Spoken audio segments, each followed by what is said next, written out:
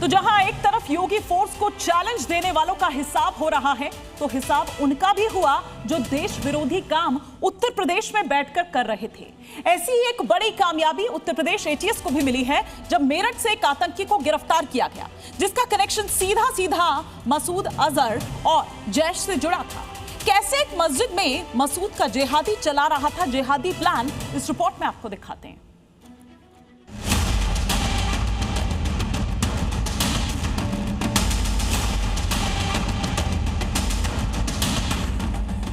मेरठ के मदरसे में देश विरोधी पढ़ाई।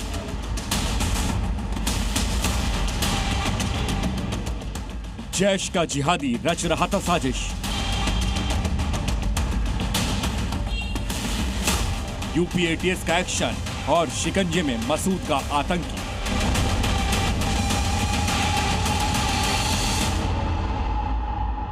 ये तस्वीर मेरठ के उस मदरसे की है जहां तालीम, शिक्षा और ज्ञान का केंद्र माना जाता है, लेकिन अब इनको देश के खिलाफ साजिश का अखाड़ा बनाया जा रहा है।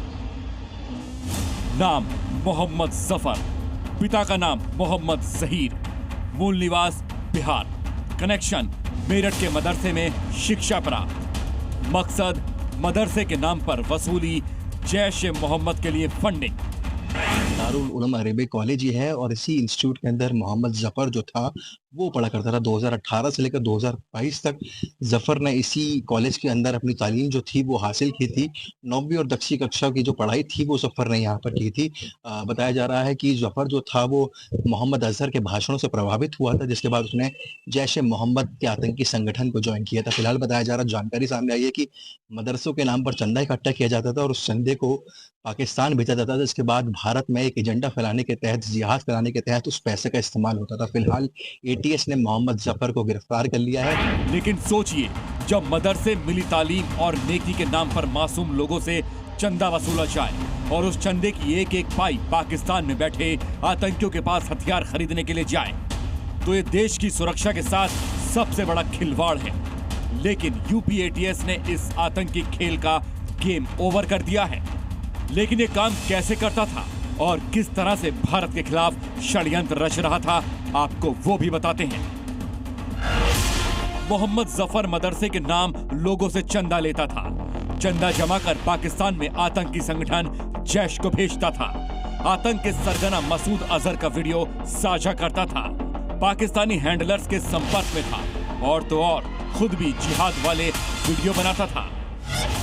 ये तो जफर का सिर्फ इनिशियल प्लान था जिस पर वो काम कर रहा था, लेकिन इस साजिश का प्लान बी क्या था वो जानेंगे तो आप भी दंग रह जाएंगे। एटीएस की पूछताछ में चौंकाने वाला सच सामने आया है कि मोहम्मद जफर सिर्फ पैसे का लेन देन ही नहीं करता था, बल्कि वो पाकिस्तान के प्रतिबंधित आतंकी संगठन जैश ए मोहम्मद के सरगना मौलाना मसूद अजहर के जहरीले बयानों से गहराई से प्रेरित था।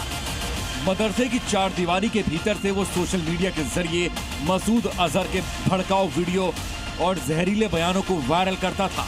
उसका मकसद साफ था, भोले भाले युवाओं की सोच को कट्टरपंथी बनाना और उन्हें देश के खिलाफ हिंसा की आग में झोंकना। यूपी एटीएस अब इस बात की तह तक जाने में जुटी हुई है कि इस नेटवर्क में और कौन कौन लोग शामिल हैं। इस बड़ी गिरफ्तारी ने खुफिया एजेंसियों के कान खड़े कर दिए हैं।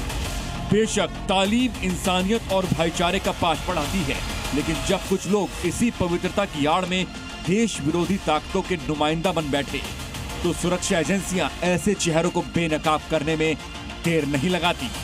ब्यूरो रिपोर्ट, ज़ी मीडिया।